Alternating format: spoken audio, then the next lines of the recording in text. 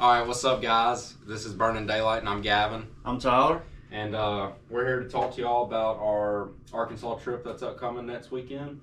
We wanted to give y'all a little rundown of the things that we're possibly going to bring and how we're going to do it, how we're going to have everything set up. But Tyler wanted to talk to y'all about kind of some upgrades that we did. It kind of looks a lot different from the last video, from the first video, I guess, that we put up. But we've kind of added our little table with custom sticker and kind of done a few things differently around here.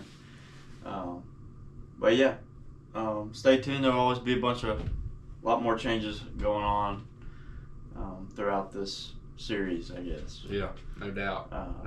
But probably the first thing we'll talk to y'all about is lights. We typically, I think the more lights you have, the better, honestly.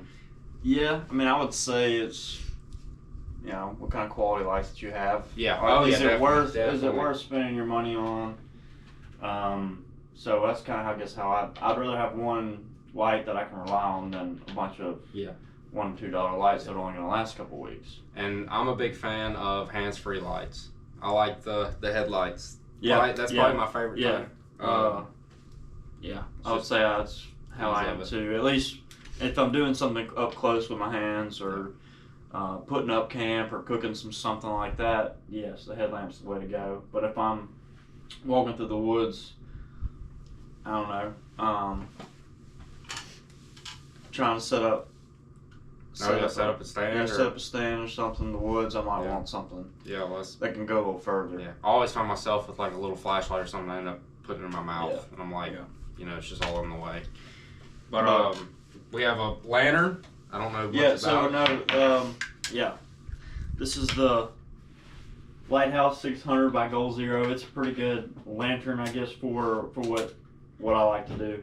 And the only reason why it's got all this stuff up here is that I put it on my 270-degree awning on my truck, wrap it around there, and it just kind of hangs there, and I can see everything that I'm doing at night.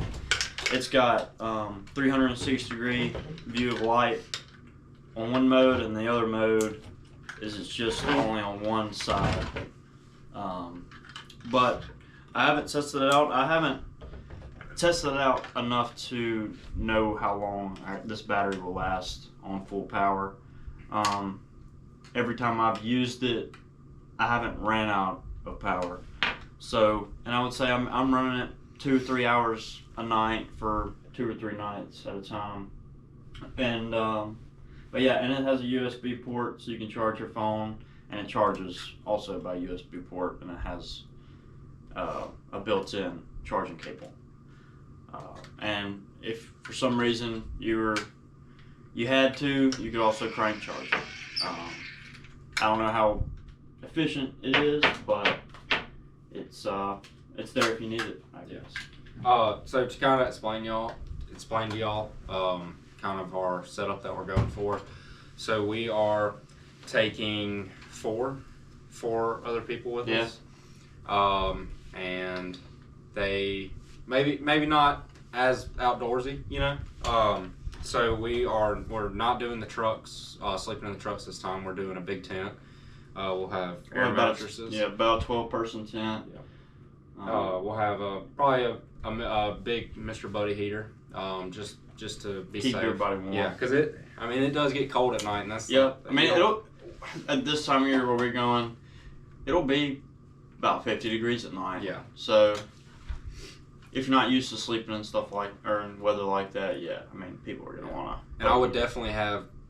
For me, I'm like I would rather have more on me and take it off than not have enough. Because you can. You can always take it off. Yeah. You can't. It's hard to put it back on if you don't have it. Yeah. We went and took a trip to Montana, which we'll talk about all that one day. But I severely underpacked compared to everybody, and it was pretty brutal for a few days. Yeah. But I don't know. You want to talk about sleeping bag first? Well, I don't think I've finished talking about the Let's headlamp, but this is the micro headlamp from Nebo.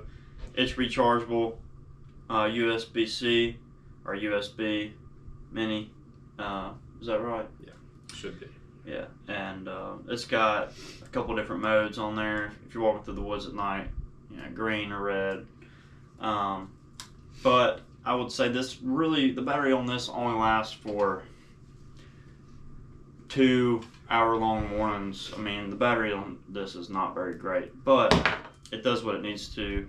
If you charge it up every 2 days, you should be fine. Yeah. Depending on if you're only using it for an hour. Yeah. I wish we had An hour and a half, something like that. I knew the name of the headlamps we use for hunting. Yeah, they're actually right over there. Yeah, but I can't think about it. We have a pretty good It's headlamp. like Easy Light or something Yeah, like and that. I mean, I've had mine. I think I've had mine probably for 8 years, maybe 7-8 years, and it was like $25, and it swivels on the top, and it's a very neat light, super bright, and I like to have that one on me at all times. But I like the convenience of the headlamps that you can charge with USB, because that one takes batteries. Yeah, and I think it takes four double A. You know, I mean, we have batteries, but you know, sometimes you forget and you don't have batteries. And now, like crap. Batteries are expensive too. But yeah, I mean, we can get to your all right. So sleeping bag. I have quite a few sleeping bags, and I'll say this is my newest one. And I bought this after we went on our trip to Montana. This is the Mummy sleeping bag, and it's rated for. It says the low is 15, but comfortable is 32 to 50 degrees. I had a 50-degree one from Academy that was like $30, and let me tell you, it got cold. So don't trust. You know, sometimes don't trust everything just because you know it's cheap and you're like, oh, I'm getting a deal. But I'm excited about this one. I think it's gonna keep me warm, and I don't move much when I'm sleeping, so the Mummy would fit for me, whereas Mummies keep you constrained. Yeah. And, you know, but that doesn't bother me. Some people it may. Yeah, that's my problem. I like to spread out when I'm going to sleep. Yeah. So, I mean, for me, this is what I've been using for the past few years. The Marmot 30 degree. Yes, it's like Evan said, it can be rated for 30 degrees or 15 degrees, but to be comfortable at that temperature, it's very difficult. Yeah. So, I would say 50 is about all as low as I want to go on this one. Yeah. And like his, this is a Mummy bag, but that I don't like about this bag. But it's other than that, it has been a great. Yeah. Well, and I feel like sleeping bags are kind of one of those things. It's like a mattress. Like he may find this mattress perfect, and then I find it terrible. You know, like it's kind of like a trial and error thing. And, and my best advice is maybe look for deals, and you know that way you're not. Ones out. There are sleeping bags. Like Coleman makes a lot of sleeping bags, but some of their sleeping bags are $200-$300. Yeah, and, I mean you can get it. You can get as expensive as you want to. In this. And you can buy it and be like, oh, I don't like that. Yeah, but I mean, like I say, at the end of the day, we're doing everything on a budget. I mean, most definitely. You know, I mean, don't get me wrong. If it's worth investing in, we'll invest in it. We'll buy something good, but. Yeah, so I bought this one. I never had a Mummy. All my other ones are just plain regular sleeping bags. Bought this one because it was on sale on Amazon. I think it was originally $80 and I got it for like $40 or something, half off. And so I was like, why not? But yeah, it's definitely a trial and error thing. So play with it, see what you like and don't like. And it's kind of hard to be like, oh, I love this sleeping bag. You know, I mean, I may love it, you may not. Yeah. So. Yeah, I mean, like I said, on this trip we're going to be in our tent, so we'll be on blow-up mattresses, air mattresses. Yep. It's going to be a little different than what we're usually doing is going in our trucks, and we have mattress toppers that we put out on top of our, I guess, homemade deck system. Yeah. And that's kind of what works for us, and we might be using those sleeping bags, or we might just have comforters from our beds or anything like that. I mean, depending on the weather. Yeah, no doubt. I definitely today I grabbed a big quilt that I got and just packed it make sure I have it whenever we go, just in case I can throw it over us if it gets cold. But all right, you want to go into the stove? We'll go into the stove. So this is the gas one, and this was on Amazon for like $35, I think, and I actually took it to work with me a few times, and we've cooked on it. But It's super neat. It's super easy. It uses these little skinny canisters, but it also has a connection for the bigger propane bottles, and you can also, buy like an adapter, and you'll see a lot of people online and YouTube, they buy the adapters and just carry propane tanks with them, like the big 5-pound, 10-pound, 15-pound propane tanks. But for us, we'll probably bring this one, and then I do have another brand. I think Coleman makes one almost exactly like this. Almost perfectly identical to it. Yep. But we'll either bring 2 of these, and if we want coffee and eggs in the morning, or I do have a double burner. Yeah. But the double burner is only for those green small tanks. And we were talking about meals, like, so just to be easy, I think we were talking about doing sandwiches for lunch. That's easy. But dinner, we're talking about chili. Mm-hmm. Chili, red beans and rice, possibly. And a cobbler. So hopefully we'll have some good video about that for y'all and make it look good. Mm-hmm. But and there's a bunch of Facebook Market. You can find people that buy a bunch of camping stuff, and then they're like, oh, I don't need this much, and they'll sell these things or the Colemans for way cheaper. It's just making sure it's in good condition, and you can still use it. Well, since we're talking about this, I think it'd be all right to go to our coffee. Everybody likes your coffee, whatever kind you like. I'm a Black Rifle. Oh yeah, definitely. Yeah, I don't know about you, but Black Rifle. I've had this percolator for years, and I honestly couldn't even tell you. I think I got it from Amazon. Don't even know exactly where it came from. But this thing has been with me everywhere. The only thing I've had to do with this, and they sell them, I want to say when I bought it, it came with a plastic top. And it did get too hot one time and cracked the top, so I bought one on Amazon, and it was kind of a universal part. So I just found 2 glass ones. They were probably less than $5. And put that on there, and now we're good to go. Yep. So. And we got other options. These are not things that I actually went out and bought. These are things that I just kind of was given, or I found, or somebody was like, oh, I don't want this, but this is a French press. I watched a bunch of videos on it. It's great to carry with you, and it's little. It's nothing major, and you actually don't have to set it on the burner, but you have to have another pot essentially to boil the water to pour in here.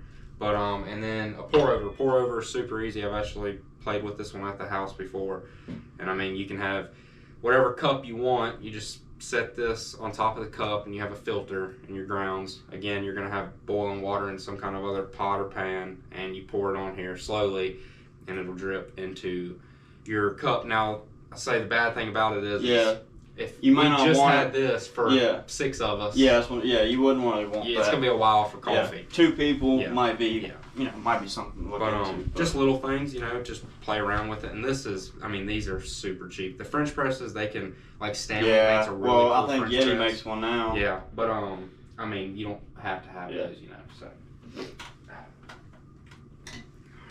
Alright.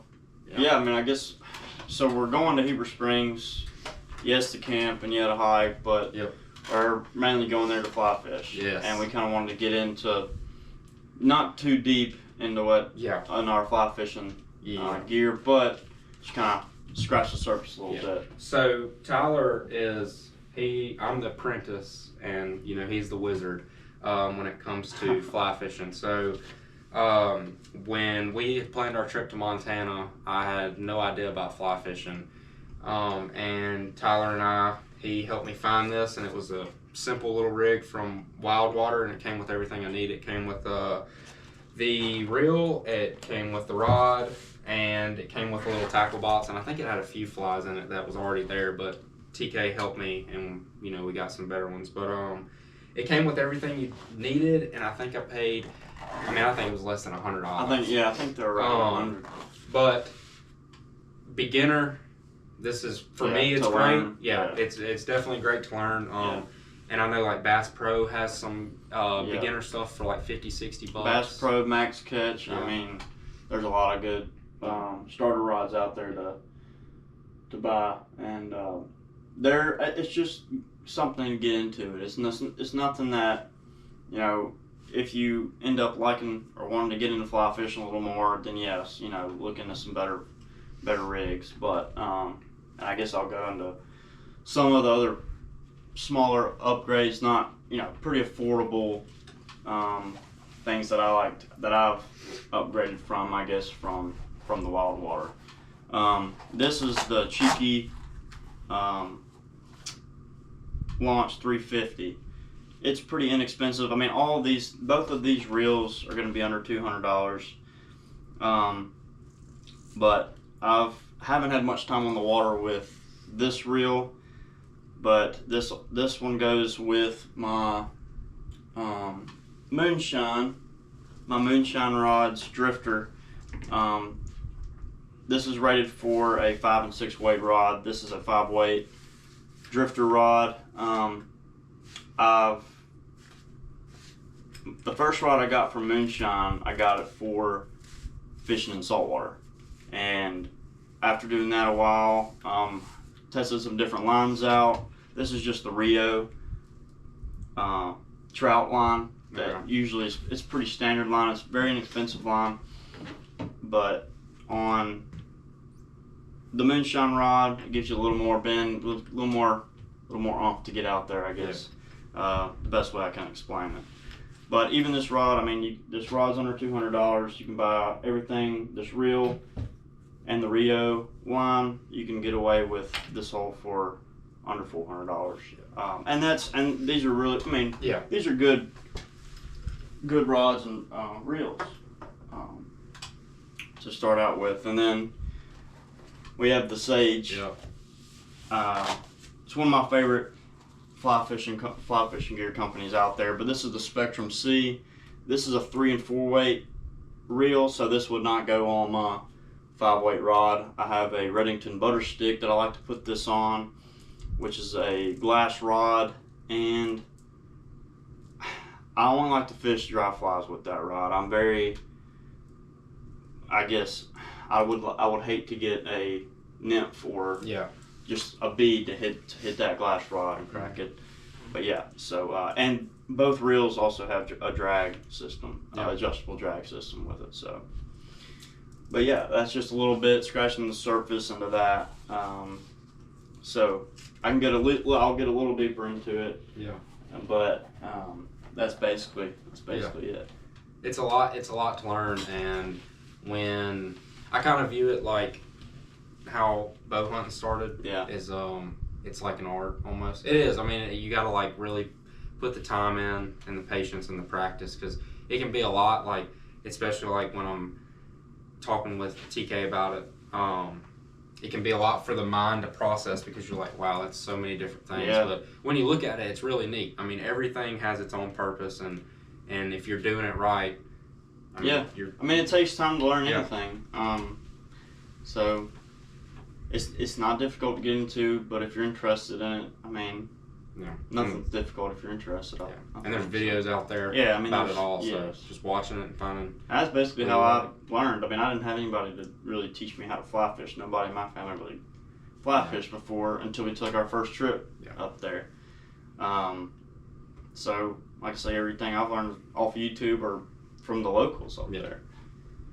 It's really cool how much Tyler got into it, and then I wanted to get into it. It makes you almost not want to pick up a regular fishing pole again. It's almost never pick up. Because you want to. It's like you want to perfect this. Like it's a thrill of the adventure. Well, first it's all right. Let me catch a fish. And then it's okay. I want to catch a lot of fish. And then I want to catch a big fish. You know, I mean, it just keeps on going down the line, and it'll never stop. And then you want to catch every fish that you possibly can on the fly rod. And I think that's pretty exciting. And hopefully we'll catch quite a few fish so y'all can see. We'll see different trout and stuff. But also I want to show them the comparison to the hatchery. Just because the hatchery, I mean, these fish are massive, massive fish, and they're brook trout. Well, no, all these are going to be rainbows. Rainbows. Yeah, but I mean, the fish in the hatchery, I mean, they have some that are 35 inches long. And that's just insane to think Yeah, you can catch. I mean, that they do stock that river, and they will get that big if their food source is right, if the water temperature's right, just basically if all their conditions are right, and to catch something like that on a rod, like that. Now, I mean, a little techniques involved, but I mean, they were also, a lot of these fish were raised there their whole life eating pellets. I mean, I guess after being put in the river for a little while, I guess you figure things out and start eating real bugs. Yeah. But you might get caught a couple times. And maybe I shouldn't eat that. And it's pretty much it's the catch and release where. Yes, you can. Well, the catch and release is going to be from that sign before the first boat ramp to the dam. And then you also can't use barb hooks from that point on. But I believe at the moment you can catch 5, and it's been a while since I've looked at the regulations on size, but I don't keep any anyway. Yeah. I just think it's fun to catch them. Yeah, definitely, it's fun. When we talk about the chest, we can get in the chest. So this is just something that I just got a few months ago, and then I mean, it's just for carrying stuff, and then you can change it in and out, but. It's like a coho case. I got it from Costco, and I think it was $30, I believe. And like Academy sells them similar. They're like Plano. It's just kind of like a waterproof case, and you can hold a bunch of stuff in it. But I'll just touch on the main things. Is like I carry like dishware. You want to be able to eat and stuff, and it's just easy. Spoon and fork, and you can easily wash it out and transport it. I carry a hammock in here, and some microfiber towels, because those are really easy because you use them and they dry off, and I feel like they don't hold a lot of smell and mildew and stuff. I feel like they dry out fairly easily. Another thing I carry is I actually carry two little lunch boxes. Oh yeah, but it's just good to have. And McKinley. Yeah. Always pack for more. Coffee cup. You always want to have some kind of cup. Yeah. That you can reuse. Is this something you just put in your truck whenever you go camping? I mean, is everything that's so this how I kind of rigged this up is just for our trip for camping. Probably when we get back home, I thought about just turning it into like holding my med kit, other stuff that I can carry in my truck at all the times. But yeah, this is super easy and it's interchangeable, and it's got these little mole pouches. But always have a portable charger on you and a light. I got a flashlight right here. I think it's the Duracell, just whatever little flashlight, and then I carry a solar powered portable charger, and I brought this with us to Montana. And now what was really cool is we had no service in Montana, which I loved, and so you didn't need your phone, but if I needed to charge my phone, this thing was charged the entire trip. We were out there for 4 nights, 3 or 4 nights. That's right. Middle of nowhere, and so I never ran out of battery. So it's just nice to have. I think this would be a pretty nice fly fishing case. Yeah. Keep everything in there. Yeah, and it was fairly cheap. I mean, if you it's basically a Yeti Go Box or whatever they have.